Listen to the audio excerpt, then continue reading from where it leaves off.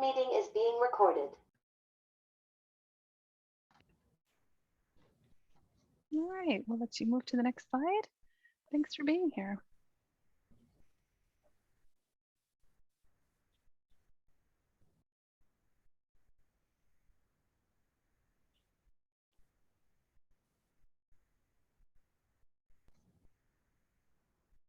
Erin, are you able to join us? Looks like you went off. I just want to be sure you're here. There you are. Go ahead. Okay, I am sharing. Did you want to walk through this slide at all, or we'll just go? I already did. Go right ahead. Oh, cool. Thank you. You're so fast. Hi, welcome to our session. This is called It's a Big Job, Rethinking Hiring Practices in Adult Education. Thanks for joining us today. Introduce ourselves here. My name is Erin Cary. I'm a multi-level ELL instructor with Lyndale Education Program in South Minneapolis, and my pronouns are she and her. I'm a former administrator, so I've been on the administrator advisory team this year. And my name is Tammy Schatz. I'm the program manager for Moorhead Adult Basic Education. I've been in this role for just over 7 years, and my pronouns are also she, her. So during our session today, we will get a chance to reflect on the current somewhat challenging state of hiring and retention in adult education in Minnesota, and just have a conversation and share some input on effective or promising hiring strategies that have been working for us, or even questions that we have about what may work, whether it's job descriptions, how do we advertise positions, how are we finding the candidates that meet our needs, and what the interviewing process looks like, just to share information a little bit about what's succeeding for us, what we could use help with. And then, of course, an opportunity to network with our colleagues and learn from each other, and hopefully walk away with something that we can all use. And I will kick us off with the hiring and retention piece. Honestly, I think ABE is it's probably too well-kept secret in the field of education. Layer on that the fact that many of us have our staff are part-time positions, may lack benefits. It can be tricky to attract and retain the ideal candidates. So hopefully we'll be able to help you with building a reputation that this is a great place to work. Next slide.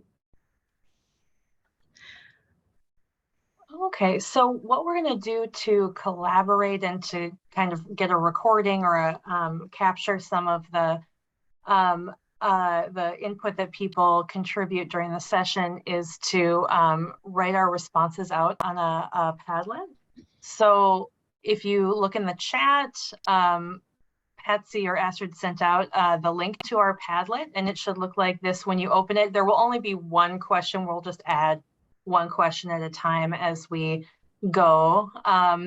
This will capture what we've said, but also we want to make sure, everyone gets to share in the way that feels right to them. So if you prefer to just type out a note that will go directly on the Padlet, that's great in response to the question. You also can we're not a terribly huge group, so I think it's okay if people unmute themselves. If we have, if we all end up piling on top of each other, we can take turns, or we can call on folks. But if there are, if you like to just process verbally your response to these questions, that's absolutely fine. And Astrid is going to try to take some notes and make sure that those ideas get added to the Padlet too. So go ahead and open that if you'd like.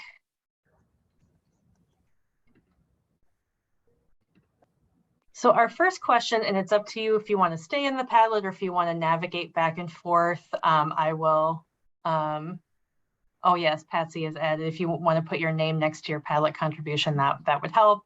I'll open that in sharing in a moment. But our first question is, what is hard about hiring and retaining staff right now?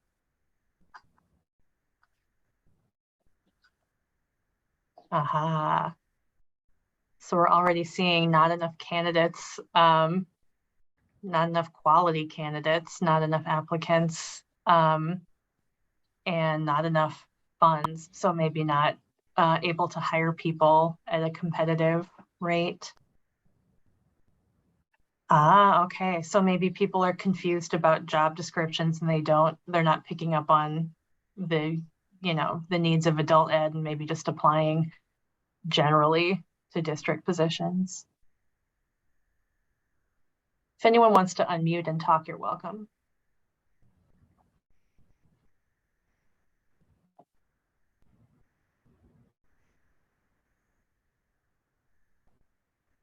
Mismatch between applicant skills and our needs for online teaching, of course, right? We have all these new skills that we need to be able to take action with immediately. Mm-hmm. And yeah, the part-time nature of a lot of our work is probably not always easy to match with high quality candidates. Hi, Erin. This is Julie Fitek. This came from the session which talked about hybrid teaching, right? And so yeah. That's going to be another factor. They talked about having a hard time finding subs to teach in a hybrid class. And I kind of think that's going to be difficult as we think about hiring as well, is to find people with those skills, or at least willing to learn those skills.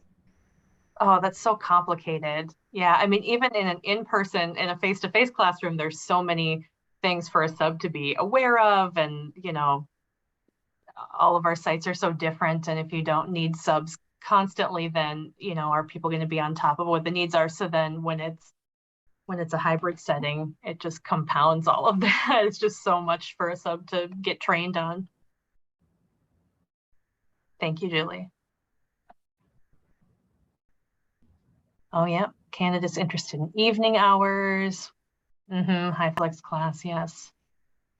Yeah, thanks for making a note, Astrid. Does anyone else have thoughts about this question? What's hard about hiring? And we can also add retaining staff right now.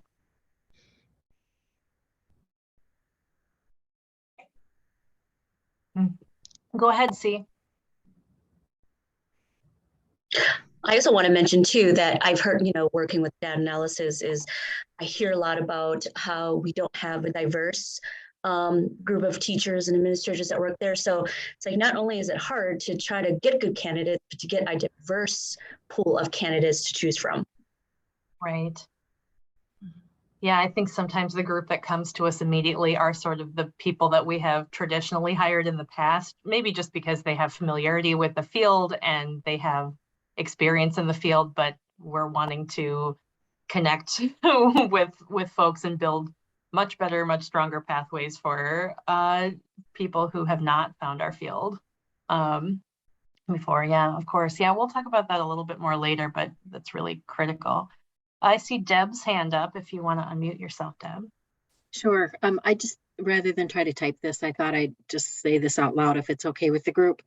And we were just having this conversation this morning because we're faced with the reality of probably needing to hire 2 positions for fall. And not beyond the academic expertise that we need to bring in with our staff, we were just thinking about all of the ABE specific skills that are necessary and how do we roll those out in a really manageable way. I mean, I'm thinking about CCRS foundations training, getting CASAS and TABE certified. How do we, the TVM certification, I mean, just the list can go on and on, right? About things that will be necessary for them to succeed in their role. And that's on top of teaching adults and having that academic expertise that gives them some depth in their work. So we're trying to figure out how, as we layer on new staff, how do we then provide this professional development in a way that doesn't just frighten everyone back out the door? Right. Yeah, I think in some ways, long ago, it was a field that people kind of went into thinking, okay, there are fewer requirements of me compared to K-12. It's going to be a little bit less pressure to sort of be accountable to standards, to trainings, but that's long gone. I mean, we have these very high level expectations, which our students deserve. And yeah, it's tough to be competitive sometimes when we don't have the same funding that that other places can provide educators at that high level. Okay, any other responses to this question? Okay, well, we can, move back to the slides here. So thank you for all your contributions. All right. And I completely understand the effective hiring strategies. It is a tight labor market. You know, here, I just read in my, from my workforce center that we're at a 2.5 unemployment rate, 2.5% unemployment rate in my community. And I'm like, no wonder we're having trouble finding folks. But I think it's important to focus on what ABE is and what it isn't. What it is, it's a place where we are helping individuals to empower, to support them, to impact the community. And I think a big selling point for us is what ABE isn't. The people who want to be in education, there isn't the behaviors. And I was visiting with an assistant principal in one of our community schools here just this morning, and he's like, it is just crazy. The kids are wild. So that is a draw. So hang on to the positive, and we'll go on to the next slide. So where are you finding your new staff? Again, there's a question in the Padlet. So I invite you to keep going like you did earlier. Boy, you guys were really on fire with question 1. So thank you for that.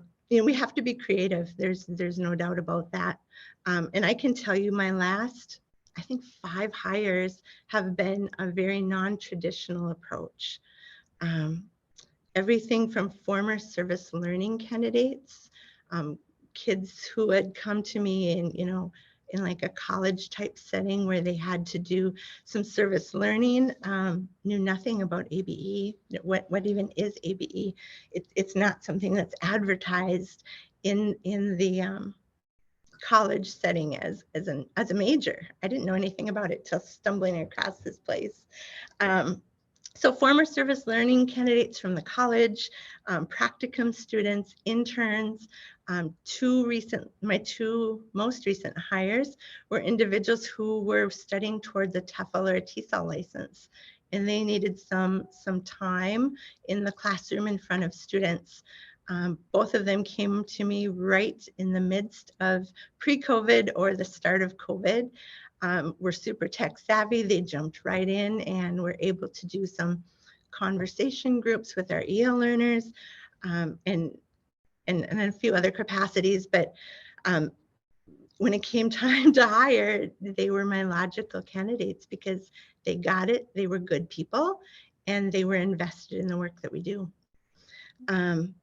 Others, volunteers, vistas, district substitutes. One of my recent hires came to me as a part-time substitute para in the evening. The individual didn't have a teaching license, but I was able to help that individual get their tier 1 teaching license. And now since they've moved up to a tier 2 and are one of my top teachers.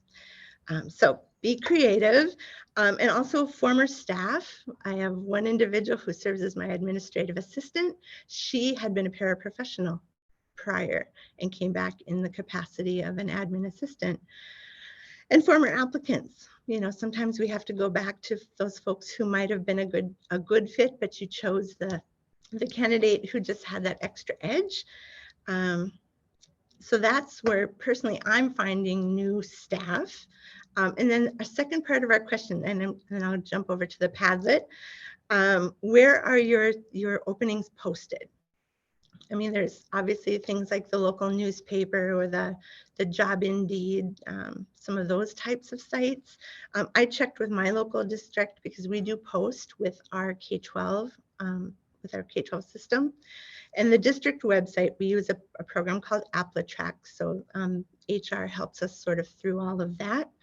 And then when we post something, it also connects to National School Spring, Ed Post, Job Service, both Minnesota and North Dakota, because I'm a border community. Minnesota Association of School Administrators, principal postings, LinkedIn, just all kinds of cool opportunities. All right, so looking at the Padlet, and if anyone's wishing to quickly, Tammy, there's a question for you in the chat. How did you support the staff person to get their Tier 1 teaching license? I worked with our Department of Education. I worked with Atlas, because this individual had done quite a bit of participation in our PD cohorts, things like STAR, things like CCRS. So we had some documentation there. I worked with the Pelsby board. I had to have like a conference call with them.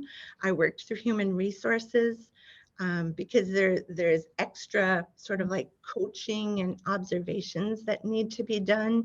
They have to have like their cultural competency stuff. So we just dumped a ton of energy into making sure all of the boxes were checked. It was a lot of work, but you know, the hard work, honestly, you guys really paid off. So did I miss any other questions? Otherwise, I'm happy for folks to unmute and to chat out. Anyone? Oh, Facebook, yeah. District substitutes, indeed. All right, anything else that folks want to add? Also, I have an AmeriCorps Vista this year in Greater Minnesota. I know they're very common in the metro area, not so common out here in the backwoods. But my AmeriCorps Vista was actually a former college volunteer. She had come as part of service learning, had hoped to go and teach abroad or to do some work abroad, but then, you know, here comes COVID. And so she was looking through the AmeriCorps opportunities and saw this place that she had been before. And we have built a reputation that it's kind of a fun place to be. And so really connecting with your community, with your volunteers. If you have a college or a service learning or service organizations in your community, really connecting with those folks. All right, any other? Coming from the CBO perspective, we do post on our website, but it's not a huge hub of activity for like potential candidates. So we use our organizational social media. We also use the staff use our personal social media to do like direct outreach for referrals and friends. And you can post with the Facebook page for Hamlin TESOL community. I think that's a nice resource. I do see people posting there sometimes, and I always do. I saw someone mention Ed Post, which I think might be going away. I might be wrong about that, but I think I saw an email from them that they might be going away, which is too bad because it's kind of a cool, you know, hub for Ed postings. Minnesota Council of Nonprofits, we always post our positions, and then we've done some recently more direct outreach with like university programs. We were hiring for like tech classroom assistants that we wanted to have Somali language skills. So we reached out to community organizations and to universities that could refer candidates to us, and it worked really well.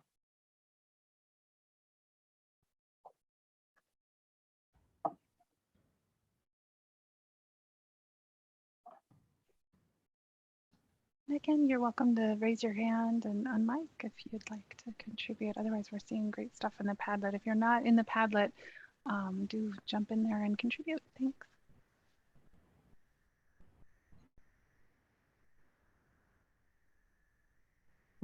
Yeah. Recent teacher retirees. District email lists of K-12 teachers to recruit summer teachers. That makes a lot of sense, Kathy.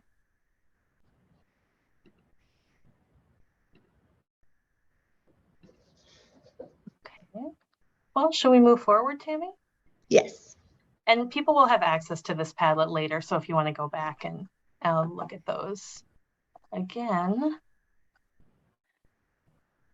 Our next question, since I'm just going back and forth with the Padlet, I won't even go back into presenter mode. Which positions are the most challenging for you to fill and why? Whether it's, how many hours, is it, teacher roles, is it support staff roles, admin, that kind of thing, administrative. So going back to the Padlet, let's see that question in a second.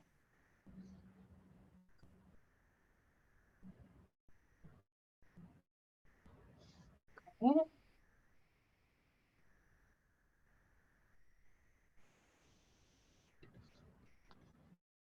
Oops, so our question, Patsy, is which positions are the most challenging to fill and why? Oh, my bad. Here we go. Maybe we changed it. Okay. I can quickly change that.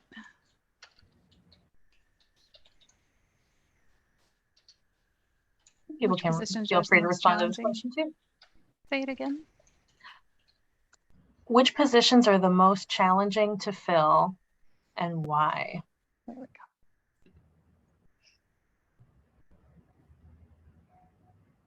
Thank you.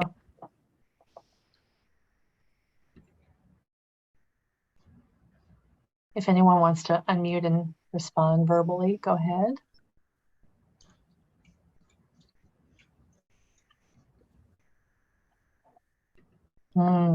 Support staff, teachers.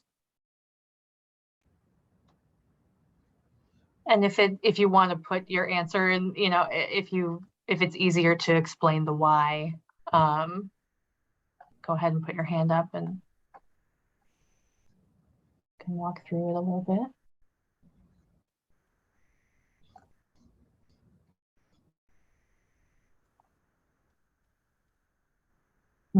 Teachers. I'm curious if people are mostly hiring part-time positions right now and if that's a big factor as to why it's challenging.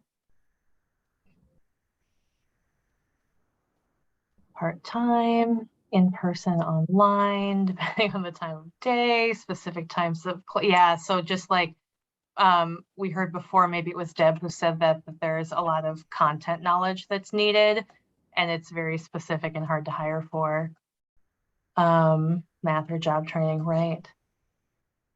Yeah, bilingual support staff. I think with, as Tammy said, the employment market being so huge right now, those folks are so in demand, bilingual people who can support programming.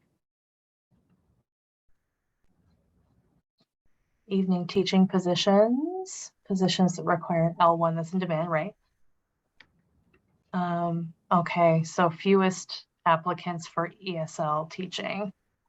Classroom assistants. Oh, okay. So sometimes they come across well in an interview, but their performance isn't so great. I think that's really worth talking about. That I don't know, maybe we need to all think about what's useful in interviews to actually get to know a candidate and whether they're going to be a good fit. I'm curious to hear what tips people have for that, because when it's a teaching position, we have students, or we have applicants, our top couple of applicants do a teaching demonstration, which is very informative. I had somebody who just aced the interview and I was perfectly willing to hire them. This was years ago. And then they were teaching in their demonstration and they were way off the level to the point where a student broke down crying and the candidate didn't even notice. And so that person was not hired, not even close. And yeah, it can be so telling. But with a classroom assistant, you're not necessarily, going to put them in the classroom as a demonstration. So it's harder to figure out what the gaps would be. Okay, math teachers and tutors are hard to hire. GED, right? So if there are small groups, it can be hard to get someone to be a consistent presence, maybe. Oh, it's discouraging for the staff that the students are not attending consistently. That makes sense. All positions. Oh, see, I'm sorry. Erin, Belinda has something in the chat too, saying that it's difficult hiring support staff due to district requirements of minimum college credit, especially bilingual. Is there anything you wanted to share about that? I can say that most of my support staff are retired teachers. In fact, 3 out of 4 of them are retired teachers who want to stay in the game, but don't want to have to deal with all of the responsibilities. And so they aren't the bilingual staff that I would desire, but they do have teaching under their belt, and oftentimes special ed. So they've got specialties. You know, remedial instruction are gifts that they bring to the table. Susie mentioned, yes, I'm going to call him Renata 1 second. I just wanted to mention Susie's comment in the chat that she finds it tricky that managers don't always check in with each other when they're interviewing. So if a manager would have some really valuable input about somebody who's maybe they're not a good fit for ABE, that we should be checking those references with each other to, you know, see if that person is a good hire. Sorry, Renata, please go ahead. Sure. I was just going to say, I feel like it's gotten harder now that we have more class offerings, different class offerings, to make that match between who you want to hire and what you need them to do. And so you'll have someone who wants to teach online in the evening because that's convenient. They can do that from home, but then they don't want to teach the content that you need in the evening, or they want to teach in person during the day because then they get that contact with students and that's super exciting, but then they don't want to teach math and that's what you need in person during the day. And so, and that's always been true.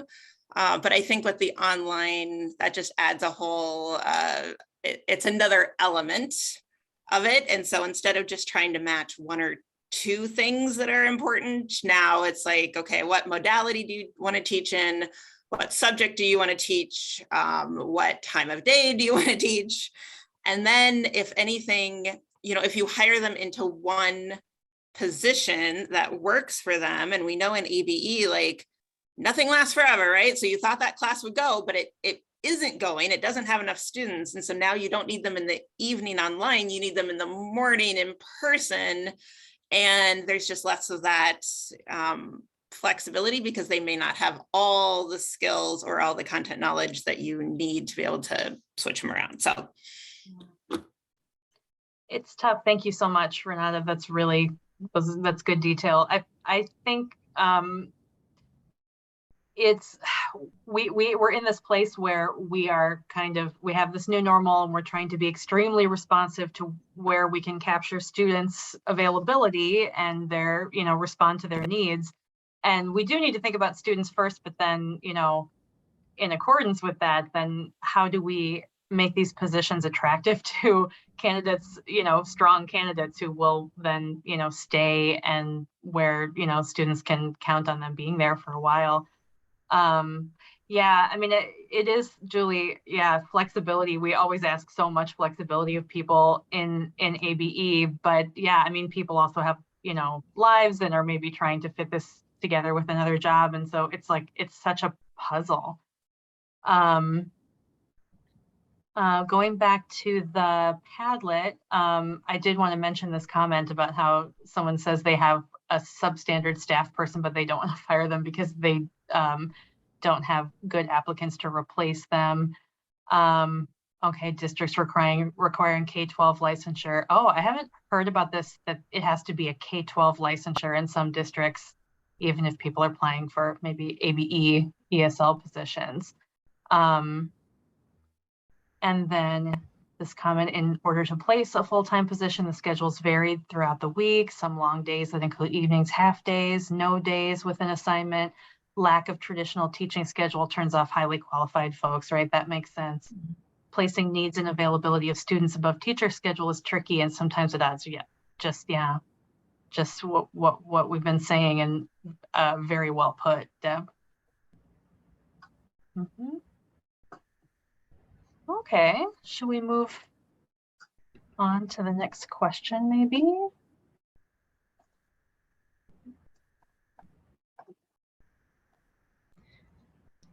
And this one is yours, Erin.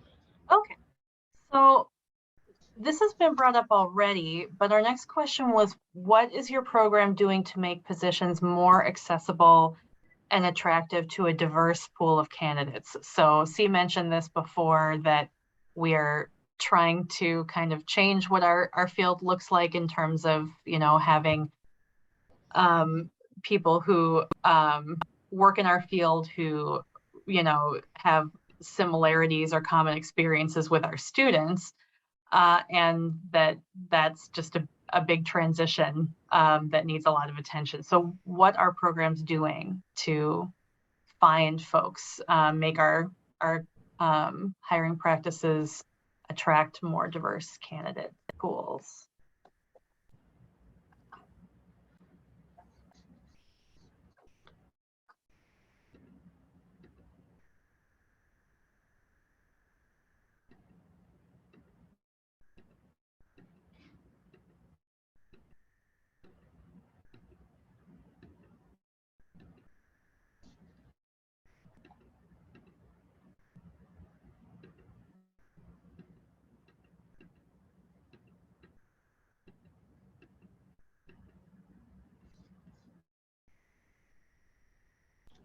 Just going back to what I was saying before, I feel like we, my site did have some success, like doing direct outreach, trying to get referrals from community-based organizations that we already, especially that we already had a relationship with.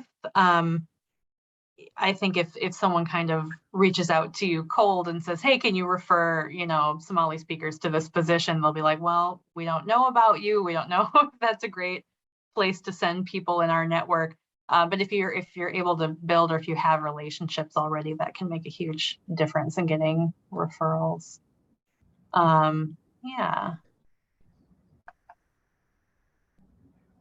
Any other methods people have for kind of opening up opportunities for people to find your positions?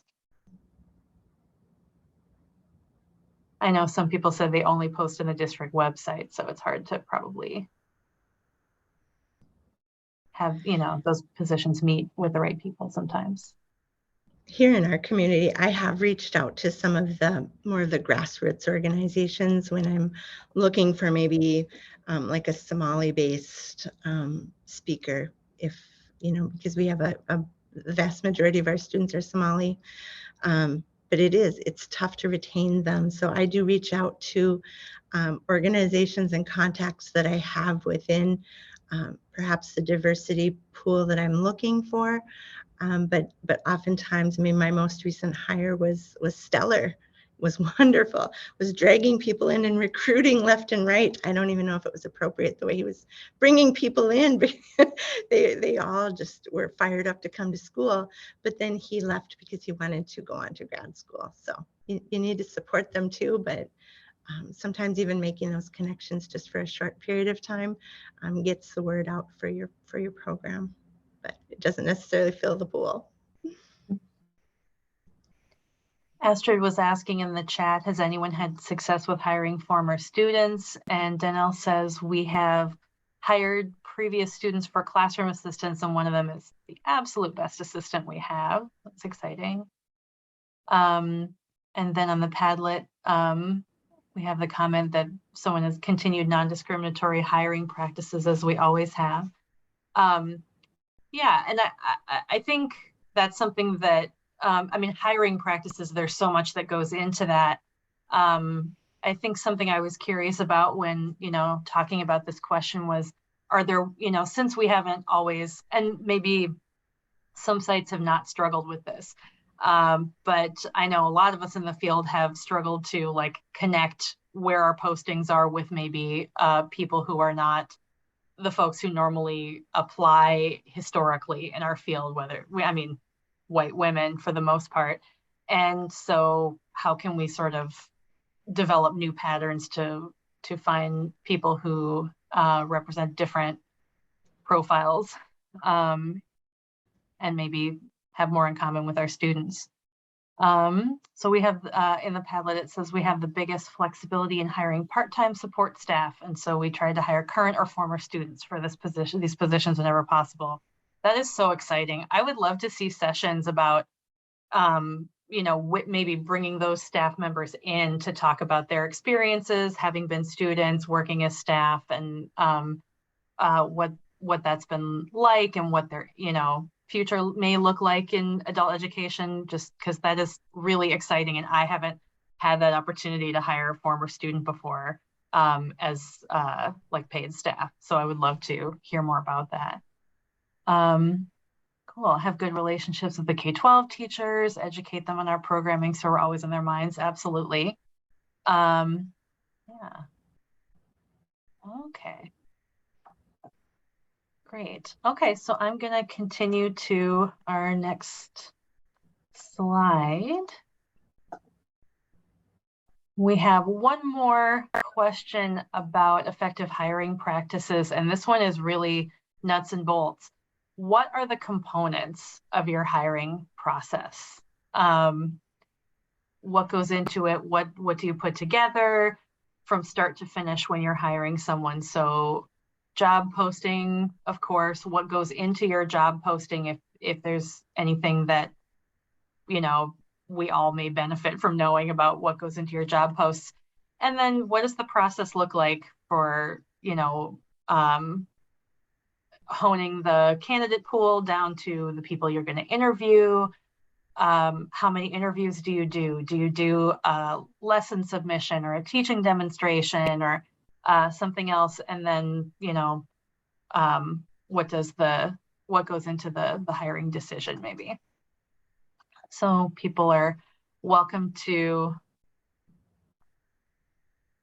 add thoughts to the Padlet here. Otherwise, this would probably be a good one for people to just walk through verbally since there's so much to it.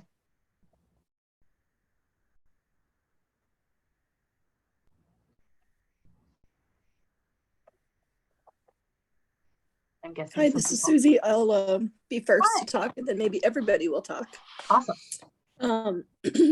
I just tried to hire 2 people who both need a variance to apply for a variance.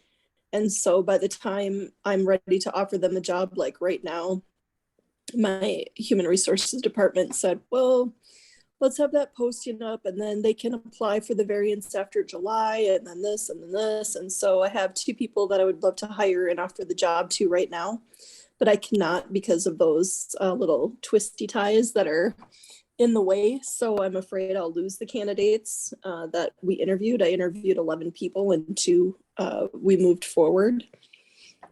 So the problem right now is that we've had first and second interviews. They've passed background checks, everything, but now to offer them a conditional letter of employment, I cannot really do that until the variance process goes through. And that's we could fill our every class with people who are super qualified that just need that variance. And I'm afraid what the fall is going to look like because we're going to have our hands tied for a while. Maybe I'm the only one, but can you tell me what a variance is? Because I'm not in the district world. Sure, it might be just different language if Astrid or somebody knows the other language, but it's one of the tiers in the, you know, if you don't have a Minnesota teaching license, this is one way that you can get a 1-year variance to teach. So you apply, you show your transcripts. So I've hired someone who works at 3M during the day and he just wants to give back. So I was able to have him apply for the variance and now can pay him as a teacher, not a short call sub. And he's been wonderful. So I would love to fill my program up with people like this who are super qualified and just want to give a little bit back and understand the pay is not really what they're worth at all ever. So it's an application process through MDE and you have to prove that someone with the Minnesota teaching license isn't, you know, you can't fill it with other people. Mm-hmm. So trickiness.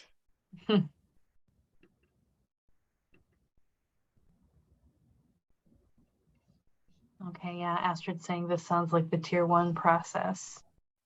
Yep, I guess I call it variance. That's what they're doing, but same thing. You're right, Astrid. Yep.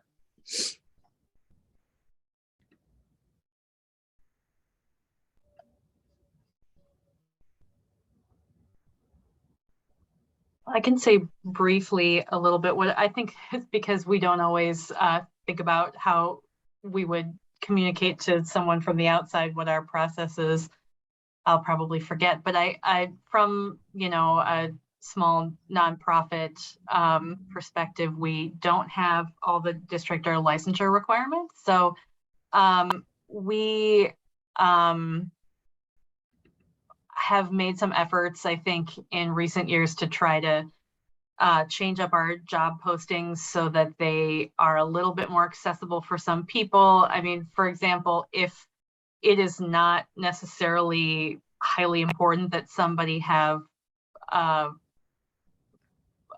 type of resume that maybe I would create based on my employment background, then we have said, you know, that people could, in our job posting, that people could contact us to do kind of a brief screening call or walkthrough to talk about their qualifications.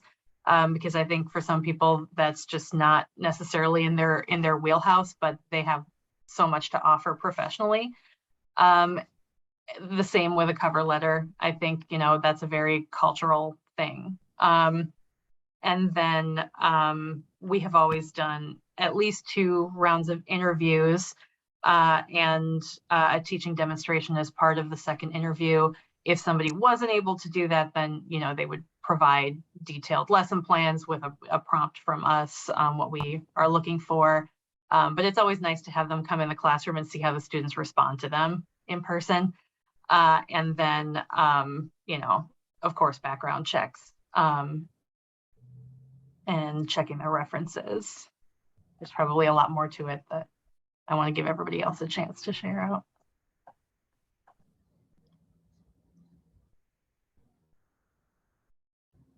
No, thanks for sharing that link about licensure on the Pelsby website, Astrid.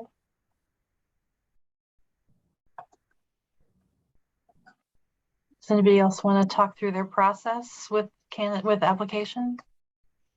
Okay, applicants need to have a teaching license or master's in education. Those people are hard to find. And I assume, Kathy, that like a master's in TESOL is probably also okay. Okay.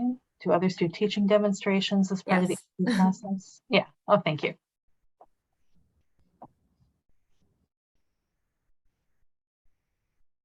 I wish we could. Yeah. Maybe sometimes the circumstances don't allow it.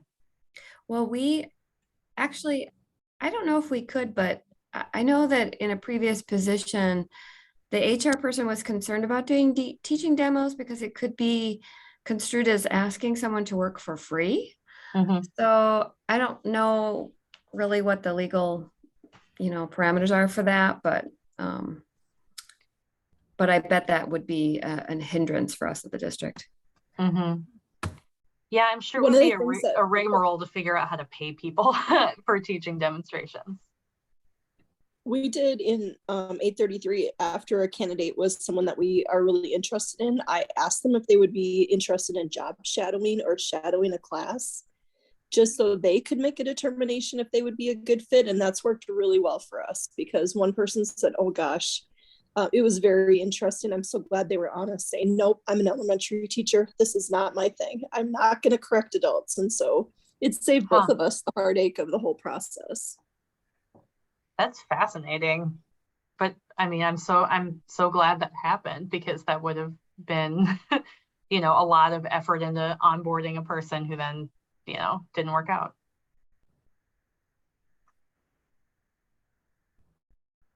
Yeah, it is a great idea. And I think also just so that they're physically in the space, they see what the demands of the position are, and it's just very informative to see what, I mean, in our at our site, we're in community spaces, so we're like setting up the classroom sometimes, taking things down at the end of class, and if that's just maybe physically or you know, emotionally, mentally not what you're prepared to do in a teaching setting, it sometimes just isn't a good match for some people, and other people are like, yes, let's get in there and do it. So.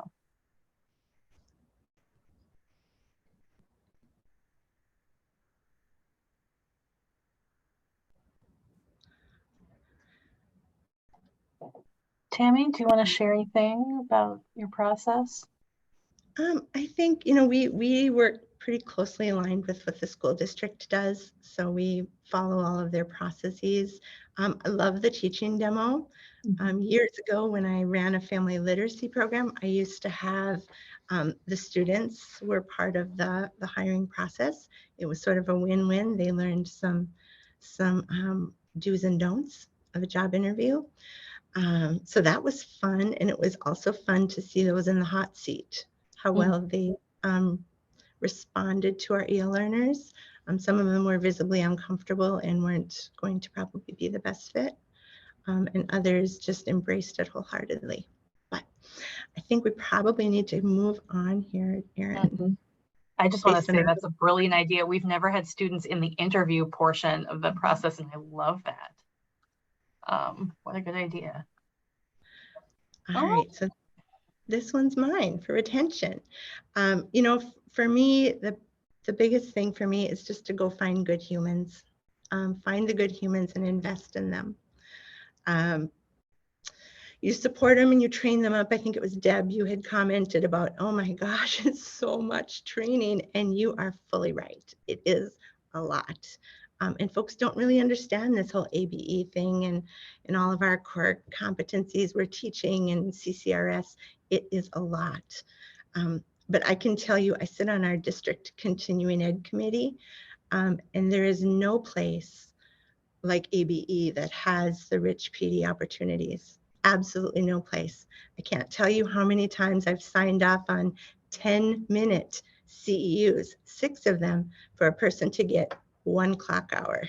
I'm like, are you kidding me? Yeah, I just like go rifle through them like, all right, now I've hit the 125, I'll put this other stack away. So embrace that, use that as a selling point. For me, I set annual goals. Each of my staff sets their own annual goals right at the beginning of the year. And it's my job to help them to find that PD and prioritize that for them. Whether it's, you know, our year-long, like a book club called SEED, it's Seeking Equity and Educational Diversity. Sometimes it's Safe Zone. We've done a ton with mental health. And then I also shift staff, if possible, from within. I mean, if a position's coming open and you have someone who's teaching an EL 1 through 3 classroom and they are interested in moving up, obviously you want to make sure that your folks on board right now are already taken care of. And then just being really open and communicative with staff. I have some staff who can completely call me out, but I always know where I stand with them. And we're just very open and honest with each other, whether it's PD things, whether it's expectations I have of them, whether it's budget decisions we have to make, kind of all over, but that communication is super important. On to the next slide. Oh, we've got the slide here. How do you support and support your staff? And I, full disclosure, I dropped the ball first time in 7 years. I missed the Administrative Professionals Day yesterday. Never done that in my life. So it's a bit ironic that I'm talking about this now because I'm a bit filled with shame, to be honest, because I celebrate the pieces out of my staff. I really do. It's one thing that another job may not do. And even though we don't have gigantic budgets, I do a ton of this out of my pocket, which I probably shouldn't, but I'm at a spot in my life that I can. My kids are grown and gone. So sometimes it is something tangible, whether that's Teacher Appreciation Week, Administrative Professionals Day. Thankfully, the district did call her out on it, so I didn't totally drop the ball, I guess. Birthdays, Tammy, holidays. Fee says it's next Wednesday. Really? Then our district got it wrong. Oh, thank you. See, if you are right, you have saved my day and I will sleep better. yeah, the district had it up on the website, called her out. Oh my gosh, you guys, you're saving me. Thank you. Oh my gosh, I feel so much better now. But I do, you know, if it's their birthday, I bring them, I find out what's their favorite coffee, and I bring them a favorite drink from a coffee shop. I do, I'm kind of famous for my monster cookies, so I bring them monster cookies a lot. The birthdays, holidays, for Teacher Appreciation Week, a couple of years ago, pre-COVID, I brought them all over to my house. I only have a staff of about a dozen at the time. And I made them lunch. And then I had, my intent is a deal where you can get like a bracelet and you put a word on there. And so they all went online and took the quiz of what's your word. And I usually have a word of the year every year. And so they each put their words on there. And my male staff, they, one of them, he let his little girl make a bracelet for mom because he didn't really want to wear the bracelet. But just super little things that are not super expensive, but makes them feel welcome, appreciated, because this is hard work, you guys. I mean, we as managers, we are drowning, but they're drowning as well of the things we're asking of them. So sometimes it's those tangible things. Sometimes it's free stuff, like a story in the district newsletter. We had one of our teachers ran the marathon last fall. So we did a feature story of her, and my AmeriCorps person interviewed her, and we put pictures up, and so she felt celebrated. Things that don't take a ton of time. The district webpage, we can post things on there. And then sometimes the communications department, if I reach out to them, will pick up our story and put it on the full district, all their social media pages. We make a really big deal when the MDE report card gets released. They get treats and for their sweet job and whatever, and there might be candy strewn all over the table or whatever. And then sometimes there's like shout outs from the superintendent. They have a thing where you can nominate your staff. So we've had staff that have, you know, gotten a little thank you card with maybe a pin or just a thank you card or a visit by the superintendent. And then we did kind of staff shout outs one year where we, everyone kind of had a space where you could drop a positive note, and we really tried to encourage to lift one another up when we're all sort of floundering, because some days are tough. I mean, they're tough for us as managers, but they're tough for them as well. And then powerful, you know, I think there's the tangible, there's free, and there's the things that are powerful. Sometimes we just have to sit with them in their struggle and navigating those boundaries, but sitting with them in their struggle. And I'll use the example. Years ago, my mother had passed away the week of my son's graduation. Great timing, Mom, thanks. And one of my supervisors at the time came over to my house, and she's on her knees on my sidewalk planting flowers. It was so cool. But I've also worked for some really crappy supervisors, haven't we all? And I aspire never to be that person. So. What else are you guys doing? I gotta like jump in the Padlet here. We're supporting, ask about what they need and when you're talking. You are on their sub list when needed. That's awesome. Bring chocolate. That's a good, you can't go wrong with chocolate. Does anyone want to unmute and share up anything? I'll just mention quickly, I always, as an administrator, liked to recognize people's employment anniversaries too. Just, you know, like how many years you've been working for us. I don't know. I feel like it's such an honor to work with people year after year after year, and people feel really, you know, special having that recognized, like someone's aware of like the career they're building with you. I see people are wanting the monster cookie recipe. Sorry, I don't have it handy, but I can figure out how to get that out, or add that to our folder, I guess. All right, anything else on this topic? Anyone else that wants to pop in? We're down to just our last few minutes. All right, if not, we're going to go ahead and move on to the next slide. In the chat or on the Padlet, and I will call out to both Patsy and Astrid to field some of these questions as well. It's my understanding that there's going to be some additional supports offered up to the ABA managers to try to support us better with some of this hiring and onboarding. What else is it that we haven't already asked you that you would like some help on, some support on from Atlas, from MDE, whatever, because as they're planning the 22-23 PD, they want to support us. So this is your chance to open up and to talk to them. And again, I would really invite Patsy or Astrid to field some of these questions. Go ahead and put things in the chat.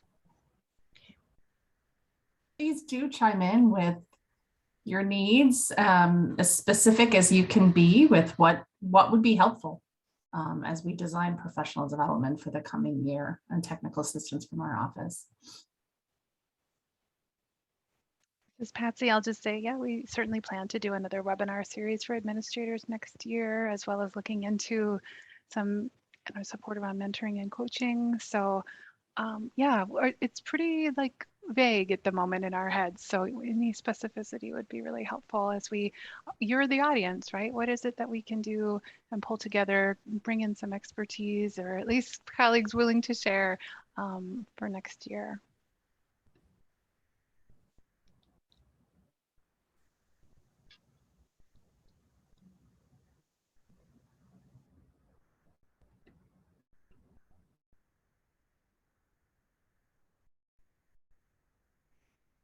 I think people want to go to lunch. Yeah, maybe it's kind of obvious because I'm like here and on the advisory committee, but I really value, times like this where we can all talk together about what our practices are, because I never thought of having students come to interviews with our candidates, or there are a few things people have mentioned that I'm going to take with me. And it's important, I think, to have time together where we're not kind of all trying to create the wheel separately.